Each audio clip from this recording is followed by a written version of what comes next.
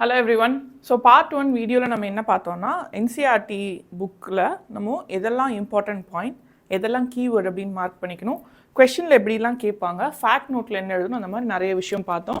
So இதில் வந்து என்ன அப்படின்னா இது வரைக்கும் நம்ம என்ன பார்த்துருக்கோம் அப்படின்னு பார்த்தீங்கன்னா ஸ்ரீலங்கன் ஃபார்ம் ஆஃப் கவர்மெண்ட் அதாவது மெஜாரிட்டேரியனிசம் ஸ்ரீலங்காவில் எப்படி இம்ப்ளிமெண்ட் பண்ணாங்க அப்படிங்கிற விஷயம் வரைக்கும் நம்ம என்ன பண்ணியிருக்கோம் லாஸ்ட் கிளாஸில் பார்த்துருக்கோம். ஸோ இன்றைக்கி நம்ம என்ன பார்க்க போகிறோம் அப்படின்னா அகாமடேஷன் ஃபார்ம் ஆஃப் கவர்மெண்ட்னா என்ன, பெல்ஜியமில் என்ன பண்ணாங்க, அந்த என்ன பண்ணாங்க அது வந்து எப்படி சக்ஸஸ்ஃபுல் ஆச்சு, அதே மாதிரி பவர் ஷேரிங்கில் இருக்கிற அட்வான்டேஜஸ் என்ன, டிஸ்அட்வான்டேஜஸ் என்ன, என்னென்ன டைப்ஸ் ஆஃப் பவர் ஷேரிங் இருக்குது அப்படின்னு சொல்லிட்டு நம்ம ஆல்ரெடி டிஸ்கஸ் பண்ண விஷயம் தான். ஆனால் என்ன அப்படின்னா உங்களோட NCERT புக்கை வச்சு நான் டிஸ்கஸ் பண்ண போகிறேன். புக்கை எடுத்துகிட்டு உட்காந்துக்கோங்க, ஃபேக்ட் நோட் பக்கத்தில் வச்சுக்கோங்க. நான் எதெல்லாம் கீவேர்டுன்னு சொல்லணும் புக்கில் பக்கத்தில் அண்டர்லைன் பண்ணுங்கள். கொஸ்டின்ஸ் வரும் அப்படின்னு சொல்லிட்டு 2 மார்க் 3 மார்க் அப்படின்னு மார்க் பண்ணுவீங்க. அதே மாதிரி ஃபேக்ட் நோட்டில் ஏதாவது நம்பர் நேம் பிளேஸ் ஏதாவது சொன்னேன்னா தயவு செஞ்சு எழுதி வச்சுக்கோங்க. புரிஞ்சுதா? ஸோ நம்ம கிளாஸ்க்குள்ளே போகலாமா? Fine, S.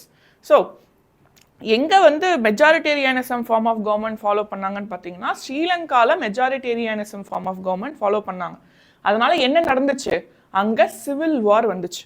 So civil Warna என்ன அப்படின்னு பார்த்தீங்கன்னா சிவில் வாருங்கிறது violent conflict between opposition groups within a country.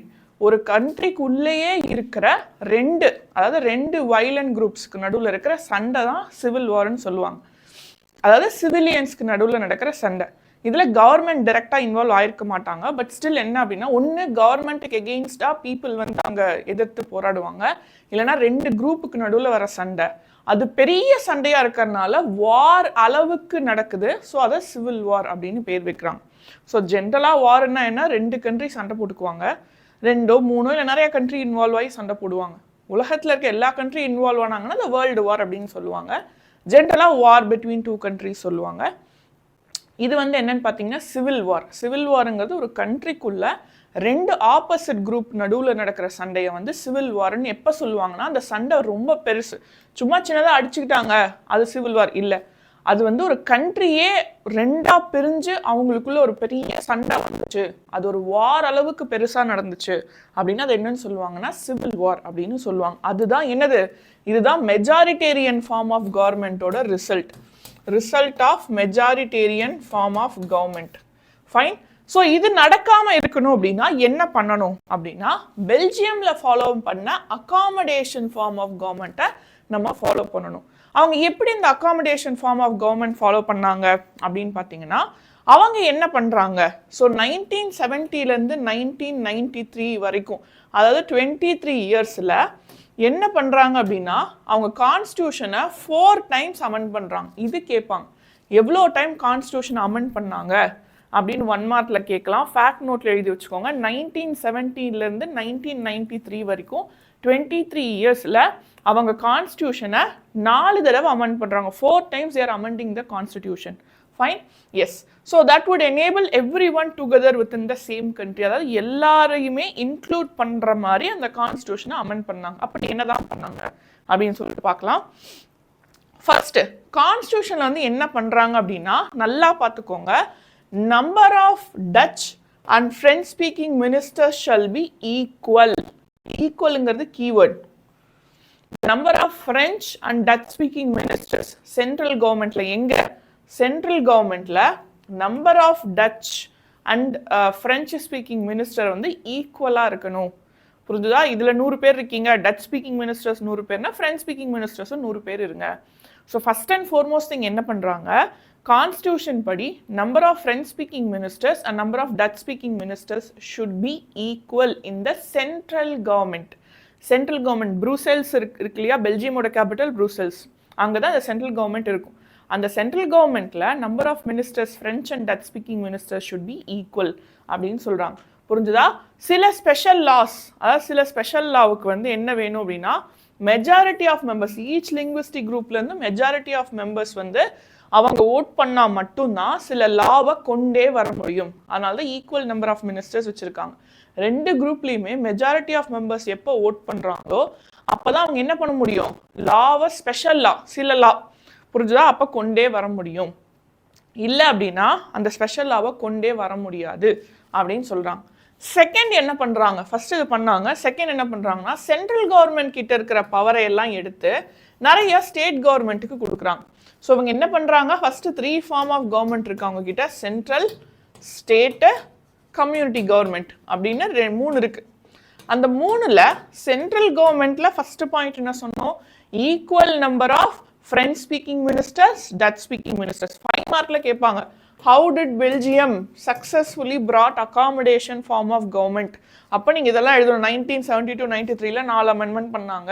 அதில் ஃபர்ஸ்ட் விஷயம் இதுதான் பண்ணாங்க, equal number of Dutch speaking French speaking ministers கொண்டு வந்தாங்க எங்க சென்ட்ரல் கவர்மெண்ட்ல. அடுத்த பாயிண்ட் என்ன பண்ணாங்க, சென்ட்ரல் கவர்மெண்ட் கிட்ட இருந்து நிறைய பவரை எடுத்து ஸ்டேட் கவர்மெண்ட் கிட்ட கொடுத்தாங்க. ரொம்ப முக்கியமான keyword, the state government are not subordinate to the central government. இந்த not subordinateங்கிறது keyword. Central government state government, அதாவது ஸ்டேட் கவர்மெண்ட் சென்ட்ரல் கவர்மெண்ட்டுக்கு சபார்டினேட் கிடையாது. சபார்டினேட்னா என்ன அர்த்தம், சென்ட்ரல் கவர்மெண்ட்டுக்கு கீழே வேலை செய்யறாங்க, அவங்க சொல்ற பேச்சை கேட்கணும், அப்படி கிடையாது. சென்டர்ல ஓவரால் கண்ட்ரில சென்ட்ரல் கவர்மெண்ட் பவர் இருக்கும், அந்த ஸ்டேட்ல ஸ்டேட் கவர்மெண்ட்டுக்கு பவர் இருக்கும். இவங்க 2 பேரும் ஒருத்தர் சப்போர்ட் பண்ணிக்குவாங்க. பட் இவங்க பாஸ், சென்ட்ரல் கவர்மெண்ட் வந்து பாஸ், அவங்களுக்கு கீழே ஸ்டேட் கவர்மெண்ட் வேலை செய்யறாங்க, அந்த மாதிரிலாம் கிடையாது. நாட் சபார்டினேட் அப்படின்னு சொல்றாங்க. புரிஞ்சுதா? அடுத்து என்ன பண்றாங்கன்னா, ப்ரூசெல்ஸ்ல separate government in which both communities have equal representation. ப்ரூசெல்ஸ்ல பாத்தீங்கன்னா செப்பரேட் கவர்மெண்ட் இருக்கு, 2 கம்யூனிட்டிக்குமே ஈக்குவல் ரெப்ரசன்டேஷன் வைக்கிறாங்க. French speaking people accepted equal representation in Brussels because Dutch speaking community has accepted equal representation in the other parts of country.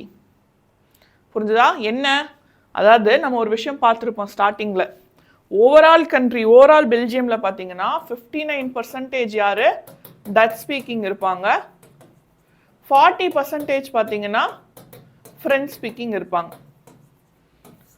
But இதுவே ப்ரூசெல்ஸ்ல பார்த்தீங்க அப்படின்னா 80% French speaking இருப்பாங்க, வெறும் 20% தான் டச் ஸ்பீக்கிங் இருப்பாங்க. ஸோ என்னாச்சு, டச் ஸ்பீக்கர்ஸ் அவங்க தான் மெஜாரிட்டியா இருந்தாலுமே அவங்க என்ன பண்ணாங்க, சென்ட்ரல் கவர்மெண்ட்ல ஈக்குவல் நம்பர் ஆஃப் மினிஸ்டர்ஸ் இருக்கிறதுக்கு அக்செப்ட் பண்ணிக்கிறாங்க. அதே மாதிரி ப்ரூசெல்ஸ்ங்கிறது அந்த ஹெட் குவார்ட்டர்ஸ், அங்க ஒரு கவர்மெண்ட் இருக்கு, செப்பரேட் கவர்மெண்ட் இருக்கு, அந்த ஹெட் குவார்ட்டர்ஸ்க்கு மட்டுமே தனியா ஒரு கவர்மெண்ட் இருக்கு. அங்க இவங்க இங்க ஈக்குவாலிட்டிக்கு அக்செப்ட் பண்ணனால பிரெஞ்சு இங்க 80% இருந்தாலுமே இங்கேயுமே ஈக்குவல் கவர்மெண்ட்டுக்கு அக்செப்ட் பண்றாங்க. புரிஞ்சுதா?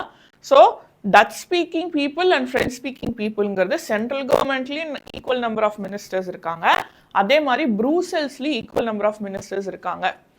அடுத்தது பாத்தீங்கன்னா 5th point, apart from central and state government, there is a third kind of government called as community government. இந்த third kind of governmentல என்ன இருக்கு அப்படின்னா community government அப்படின்னு ஒன்று இருக்கு. ஸோ இந்த community governmentல என்ன அப்படின்னு பார்த்தீங்கன்னா is elected by people belonging to one language community. இப்போ டச் ஸ்பீக்கர்ஸுக்கு ஒரு கம்யூனிட்டி கவர்மெண்ட், பிரெஞ்சு ஸ்பீக்கர்ஸ்க்கு ஒரு கம்யூனிட்டி கவர்மெண்ட், ஜெர்மன் ஸ்பீக்கர்ஸுக்கு ஒரு கம்யூனிட்டி கவர்மெண்ட். ஒரே ஒரு பர்சன்டேஜ் தானே மேம் பாப்புலேஷன் இருக்காங்க, அவங்களுக்கு ஒரு கம்யூனிட்டி கவர்மெண்ட்டா, அவங்களுக்கும் கம்யூனிட்டி கவர்மெண்ட். புரிஞ்சுதா? சரி, இதுல கிளாஷ் ஆகாதா மேம் அப்படின்னா, இந்த கம்யூனிட்டி கவர்மெண்ட்டுக்கு எல்லா பவரையும் அவங்க கொடுக்கல. சென்ட்ரல் கவர்மெண்ட்டுக்கும் ஸ்டேட் கவர்மெண்ட்டுக்கும் நிறைய பவர் இருக்கு இல்லையா, அந்த பவர் எல்லாத்தையும் அவங்க கம்யூனிட்டி கவர்மெண்ட்டுக்கு கொடுத்தாங்கன்னா கொடுக்கல. என்ன பண்ணாங்க, has power regarding cultural, educational and language related issues. இது கீவேர்ட், நல்லா பார்த்துக்கோங்க. அந்த கம்யூனிட்டி கவர்மெண்ட்டுக்கு இருக்கிற பவர் 3 தான். எது? Cultural, educational, language related issues. இந்த 3 இஷ்யூஸ்ல மட்டுமே அவங்க என்ன பண்ண முடியும்னா கம்யூனிட்டி கவர்மெண்ட் டெசிஷன் எடுக்க முடியும். மற்ற பவர்ஸ் எல்லாம் சென்ட்ரல் கவர்மெண்ட் கிட்டயும் ஸ்டேட் கவர்மெண்ட் கிட்டயும் இருக்கு.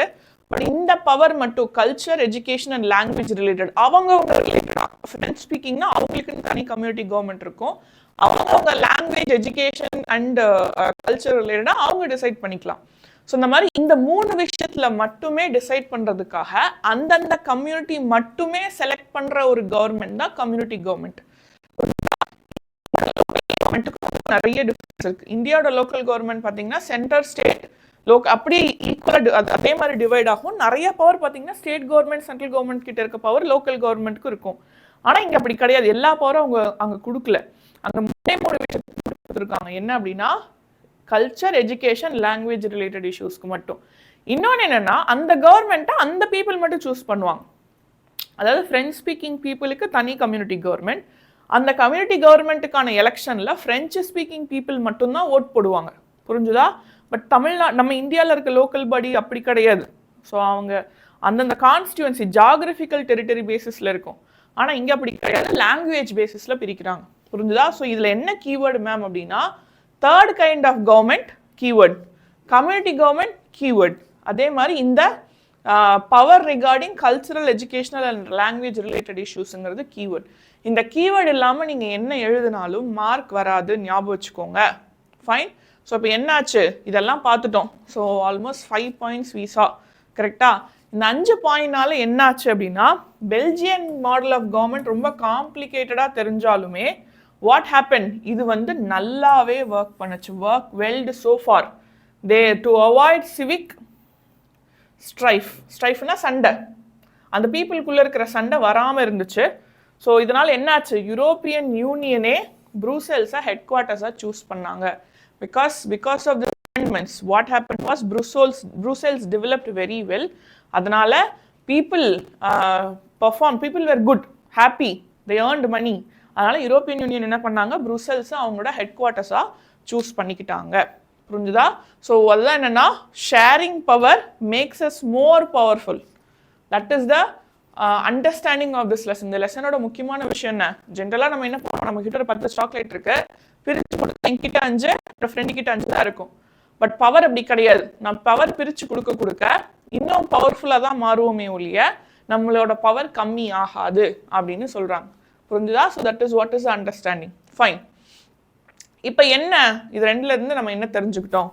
ஒருவேளை உங்ககிட்ட ஒரு கொஸ்டின் கேட்கலாம், what to you understand from Belgian model of government and Sri Lankan model of government?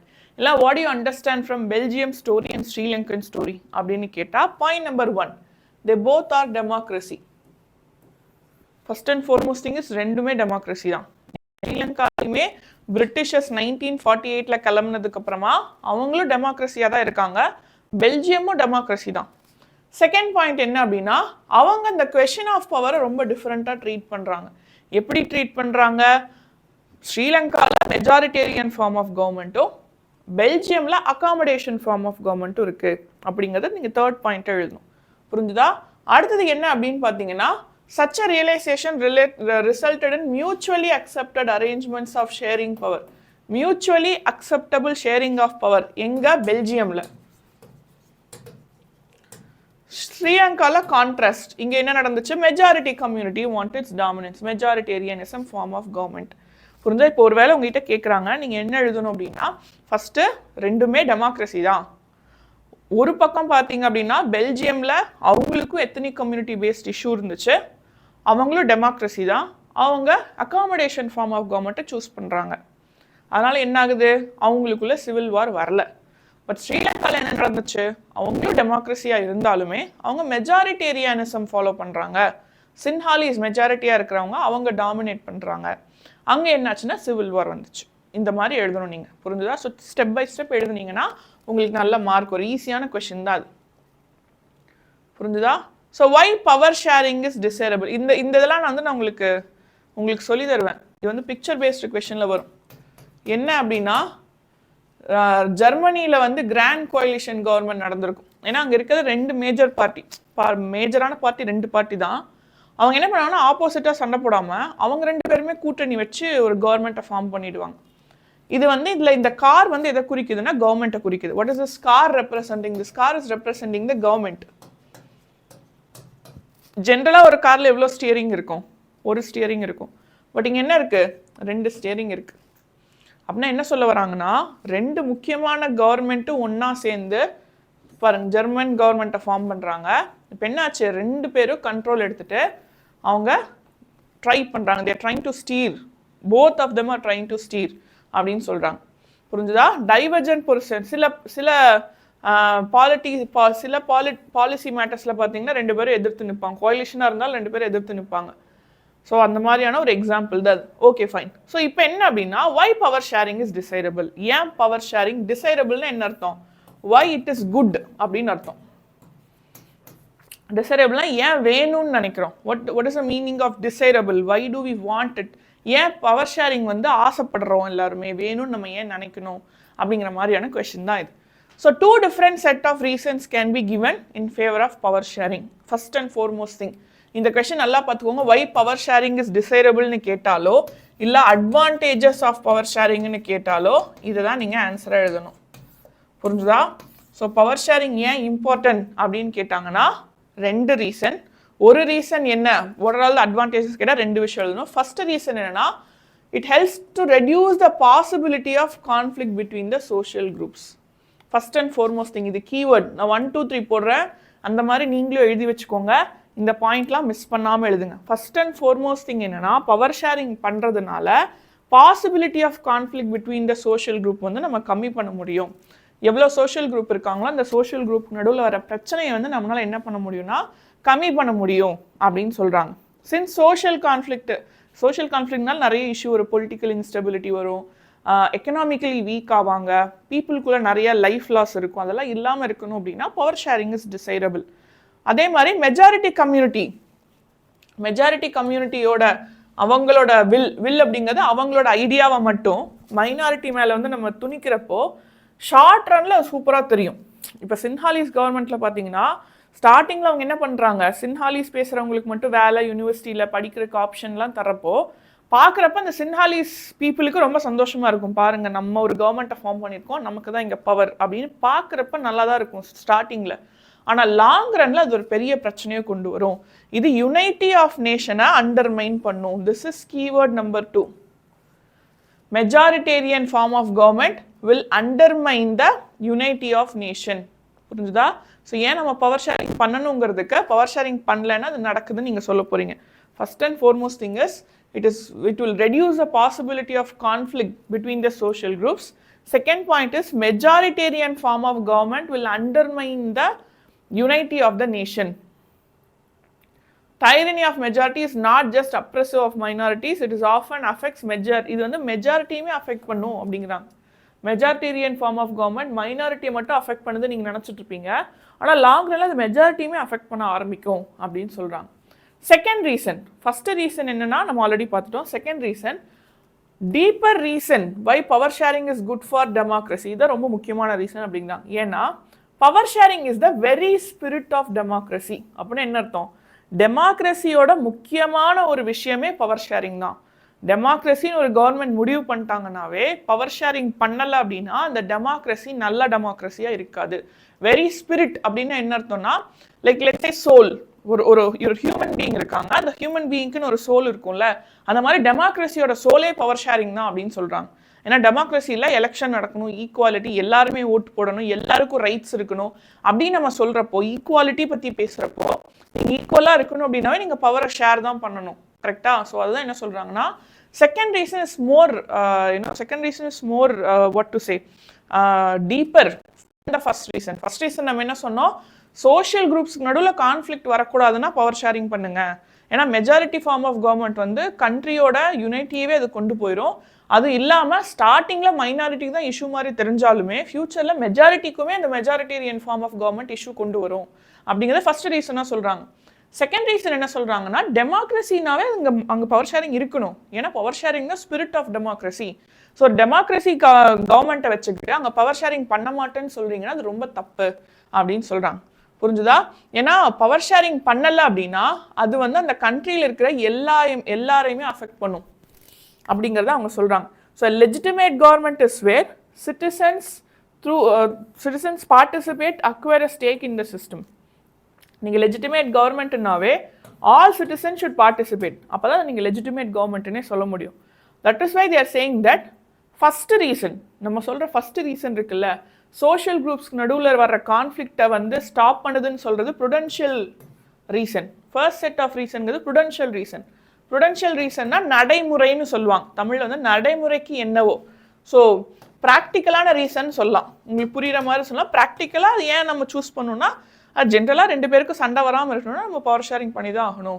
ஏன்னா இப்போ ஸ்டார்டிங்கில் பார்க்குறப்ப பவர் ஷேரிங் பண்ணாமல் ஒருத்தர்கிட்ட மட்டும் பவர் இருந்தால் நல்லா தான் இருக்கும், ஆனால் லாங் ரனில் அது ஒரு இஷ்யூ வரும்னு சொல்கிறோம். அதே மாதிரி செகண்ட் ரீசன் வந்து மாரல் ரீசன்னு சொல்கிறாங்க. So first reason Prudential reason, second reason வந்து மாரல் ரீசன். மாரல் ரீசன் அப்படிங்கிறது என்னென்னா, நல்லது கெட்டது எதுன்னு பார்த்தீங்கன்னா பவர் ஷேரிங் பண்ணணுங்கிறதா நல்ல விஷயம். ஃபஸ்ட்டு வந்து ப்ராக்டிக்கலாக என்ன நல்லது கெட்டது, ப்ராக்டிக்கலாக எது வேலை செய்யணும்னு நான் சொல்லிட்டேன். செகண்ட் வந்து மாரலாக எது கரெக்டு தப்புன்னு நான் சொல்கிறேன். ஸோ ஃபஸ்ட்டு வந்து இந்த 2 பேருக்கு சண்டை வராமல் இருக்கணும்னா பவர் ஷேரிங் பண்ணுங்கன்னு சொல்கிறது ப்ராக்டிக்கலாக சொல்கிறேன் ஒரு சொல்யூஷன். இதுவே அதுதான் ப்ருடென்ஷியல் ரீசன்னு சொல்கிறாங்க. செகண்ட் விஷயம் ஸ்பிரிட் ஆஃப் டெமோக்ரஸி நான் ஏன் சொல்கிறேன்னா அதுதான் சரியான விஷயம். தப்பு ரைட்டு நீங்கள் பேச வந்தீங்கன்னா பவர் ஷேரிங் பண்ணணும், டெமோக்ரஸினா பவர் ஷேரிங் பண்ணணும், அதுதான் சரியான விஷயம். மொராலிட்டி தகுந்த மாதிரி எத்திக்ஸ் அப்படின்னு பார்க்குறப்போ அதுதான் சரியான விஷயம் அப்படின்னு சொல்கிறாங்க. This is why power sharing is desirable அப்படின்னு சொல்கிறாங்க. புரிஞ்சுதா? So forms of power sharing, என்னென்ன ஃபார்ம்ஸ் ஆஃப் பவர் ஷேரிங் இருக்குது அப்படின்னு பார்த்தீங்கன்னா மாடர்ன் டெமோக்ரஸியில் first and foremost thing is among different organs of government. இந்த ஆர்கன்ஸ் ஆஃப் கவர்மெண்ட் தான் கீவேர்டு, நல்லா பார்த்துக்கோங்க, மறக்காம இது எழுதணும். Organs of government, different organs of கவர்மெண்ட்டுக்குள்ள பவர் ஷேரிங் இருந்துச்சுன்னா அதை ஹரிசாண்டல் ஃபார்ம் ஆஃப் பவர் ஷேரிங்னு சொல்லுவாங்க. First and foremost thing is different ஆர்கன்ஸ்க்கு நடுவில் லெஜிஸ்லேச்சர், எக்ஸிக்யூட்டிவ், ஜுடிஷியரி இப்படின்னு இருக்கு இல்லையா, இவங்களுக்குள்ள பவர் ஷேரிங் பண்ணீங்கன்னா டிஃப்ரெண்ட் ஆர்கன்ஸ், ஒரே கவர்மெண்ட், அந்த கவர்மெண்ட்டுக்குள்ள இருக்கிற டிஃப்ரெண்ட் ஆர்கன்ஸ்ல பவர் ஷேரிங் பண்ணா அது horizontal form of power sharing. இதுவே அடுத்த கீவேர்ட் பார்த்தீங்கன்னா டிஃப்ரெண்ட் லெவல்ஸ். அதுல என்ன சொன்ன keyword organ, different organs of government. இதுல என்ன keyword different levels of government. அப்படின்னா என்னது, இது வெர்டிக்கல் பவர் ஷேரிங் அப்படின்னு சொல்லுவாங்க. இதை வந்து ஃபெடரல் கவர்மெண்ட்னு சொல்லுவாங்க, இதை வந்து வெர்டிக்கல் பவர் ஷேரிங் அப்படின்னு சொல்லுவாங்க. புரிஞ்சுதா? ஸோ அது ஹரிசாண்டல் ஃபார்ம் ஆஃப் கவர்மெண்ட், இது vertical form of government, otherwise called as federal government. புரிஞ்சுதா? இந்தியாவில் தான் வந்து union government, state government, local body கவர்மெண்ட்னு சொல்கிறோம் இல்லையா. ஸோ ஃபர்ஸ்ட் என்னது டிஃப்ரெண்ட் ஆர்கன்ஸ் ஆஃப் கவர்மெண்ட், அடுத்து என்ன அப்படின்னு பார்த்தீங்கன்னா different levels of government. So third one என்ன அப்படின்னு பார்த்தீங்கன்னா different social groups. So different social குரூப்ஸ்குள்ள, கவர்மெண்ட்டுக்குள்ள மட்டும் பவர் ஷேரிங் கிடையாது, பீப்புளுக்கு மத்தியிலையும் பவர் ஷேரிங் இருக்கணும். டிஃப்ரெண்ட் சோஷியல் குரூப்ஸ், அந்த சோஷியல் குரூப்ஸ் என்ன வேணாலும் இருக்கலாம், ரிலீஜியஸ் குரூப்பாக இருக்கலாம், லிங்குவிஸ்டிக்னா லாங்குவேஜ் பேசிஸ், எப்படி இருந்தாலும் ஒரு பவர் அவங்களுக்குள்ள பிரியுது இல்லையா, அதுதான் கம்யூனிட்டி கவர்மெண்ட்னு நம்ம சொல்கிறோம்ல, பெல்ஜியமில் இருக்க கம்யூனிட்டி கவர்மெண்ட்னு சொல்கிறோம்ல, அது வந்து டிஃப்ரெண்ட் சோஷியல் குரூப்ஸ்குள்ளே நடக்கிற power sharing. So that is also one of the type of power sharing. இது வந்து என்ன, ஸோ தேர்ட் டைப். ஸோ உங்ககிட்ட ஒரு வேளை 5 மார்க்கில் கேட்குறாங்க different types of power sharing கேட்டாங்கன்னா எல்லாருமே ஜென்ரலாக ஹரிசாண்டல் வெர்டிக்கலை மட்டும் எழுதுவாங்க. ஆனால் நம்மளுக்கு ஆக்சுவலி 4 டைப்ஸ் இருக்கு. புரிஞ்சுதா? தேர்ட் டைப் வந்து டிஃப்ரெண்ட் சோஷியல் குரூப்ஸ்க்கு நடுவில், ஃபோர்த் டைம் வந்து டிஃப்ரெண்ட் பொலிட்டிக்கல் பார்ட்டிஸ் நடுவில் நம்ம அதை பார்ப்போம். புரிஞ்சுதா? So yes, so this is third type. Fourth type என்ன அப்படின்னு பார்த்தீங்கன்னா political parties, pressure groups and movements, இவங்களுக்குள்ள sharing arrangements also have been seen in the way political parties, pressure groups and the movements control influence those in power. பவரில் இருக்கிறவங்கள இவங்க என்ன பண்ணுறாங்க, question பண்ணுறாங்க இல்லையா, அதுவும் ஒரு விதமான பவர் ஷேரிங் தான். புரிஞ்சுதா? ஒரு பிரைம் மினிஸ்டர் இருக்காங்க அப்படின்னா அந்த பிரைம் மினிஸ்டர் தப்பு பண்ணாங்கன்னா அவங்கள கேள்வி கேட்குற அதிகாரம் மீடியாவுக்கு இருக்குல்ல, அப்போ அங்கே பவர் பிரைம் மினிஸ்டர் கிட்ட இருந்து அவங்ககிட்ட கொஞ்சம் பவர் ஷேர் ஆயிருக்கு. ஸோ அதுவுமே என்ன, that is also a form of power sharing only. டெமோக்ரஸியில் அந்த ஃப்ரீடம் இருக்கணும், freedom to choose various contenders for power. So that is also a form of power sharing அப்படின்னு சொல்கிறாங்க. So there are the 4 types of power sharing. என்னென்ன 4 types of power sharing அப்படின்னு பார்த்தீங்கன்னா நான் சொல்கிறேன், நல்லா பார்த்துக்கோங்க. Different forms of power sharing in modern democracy, give example of ஈச்க்கு. ஃபர்ஸ்ட் வந்து ஹரிசாண்டல், அதில் கீவேர்ட் என்னது ஆர்கன். கொஸ்டின்ஸ் நான் தனியாக டிஸ்கஸ் பண்ணுவேன், பட் இங்கேயே இருக்கனால இப்போவே நான் சொல்கிறேன். டிஃப்ரெண்ட் ஹரிசாண்டல்ங்கிறது different organs of government. Example வந்து லெஜிஸ்லேச்சர், ஜுடிஷியர், எக்ஸிக்யூட்டிவ்க்கு நடுவில் இருக்கிற பவர் ஷேரிங். அடுத்து வந்து டிஃப்ரெண்ட் லெவல்ஸ் ஆஃப் கவர்மெண்ட், இது வந்து ஃபெடரலிசம் அப்படின்னு சொல்லுவாங்க, இது இல்லைனா வெர்டிக்கல் ஃபார்ம் ஆஃப் பவர் ஷேரிங்னு சொல்லலாம். எக்ஸாம்பிள் வந்து இந்தியாவில் இருக்கிற union government, state government, local government, இது 3 சொல்லலாம். தேர்ட் ஒன் வந்து டிஃப்ரெண்ட் சோஷியல் குரூப்ஸ்க்கு நடுவில் இருக்கிற பவர் ஷேரிங். இதுக்கு வந்து பெல்ஜியன் மாடல் ஆஃப் கவர்மெண்ட்டை வந்து நீங்கள் எக்ஸாம்பிளாக சொல்லுவீங்க. பெல்ஜியமில் இருக்கிற கம்யூனிட்டி கவர்மெண்ட் இருக்கு இல்லையா, அதை வந்து நீங்கள் எக்ஸாம்பிளாக சொல்லுவீங்க. ஃபோர்த் ஒன் என்னன்னா power shared among political parties, medias and movements. So இவங்களுக்கு நடுவில் இருக்கிற பவர் ஷேரிங் வந்து 4th டைப். புரிஞ்சா? இந்த 4மே டைப்ஸ் ஆஃப் பவர் ஷேரிங் எக்ஸாம்பிளோட எழுதுறப்ப 5 மார்க்கில் அழகாக உங்களுக்கு மார்க் வரும். புரிஞ்சுதா? ஸோ எஸ், ஸோ இதுதான் வந்து என்னது பவர் ஷேரிங்கோட கம்ப்ளீட் கன்க்ளூஷன். பவர் ஷேரிங் ஏன் பண்ணணும், பண்ணக்கூடாது, இது எல்லாமே இதுதான். புரிஞ்சுதா? S, fine. ஸோ நெக்ஸ்ட் கிளாஸில் நம்ம என்ன பண்ணுவோம்னா we'll be discussing the questions. அடுத்த கிளாஸில் நான் உங்களுக்கு வந்து questions டிஸ்கஸ் பண்ணுறேன். புரிஞ்சுதா? Yes. So thank you so much.